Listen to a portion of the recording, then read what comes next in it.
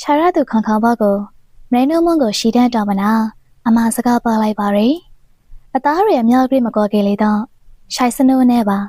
လေးစားသမုံနဲ့ပါခေါ်ရခွန်မဝါရီနဲ့ဆော့ရှိတခုကတော့ခါခေါင်ခေါင်စရီနဲ့ဆော့ရှိပါအယောင်ဆုံးမှရှောင်းစောကကျဲမအောင်နေထိုင်ပါခေါင်ခေါင်အစာစအရာရာကိုလေးဂရုစိုက်ပါနဲ့အခုပိုင်အနေဝိနေရရဲ့နေရာတီကိုကုံရှောင်းပါပြခေါင်ခေါင်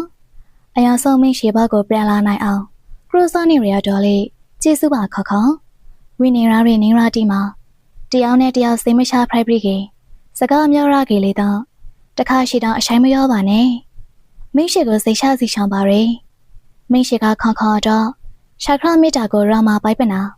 တိုက်ဆက်တရကိုစောက်ထိန်ပါမယ်လို့မင်းရှိကတိပြပါရယ်နဲ့ဂရီဝန်လုံးအင်းဘီဖက်ခရမတိုင်းနေကတယောက်ဆိုတယောက်ထေတော့ပါနေရာယူဆိုင်တဲ့ပါတီမရေမီရှိကိုဆိုင်လို့ရစနာဆိုင်ဆိုတဲ့ပါဝါတရောရာ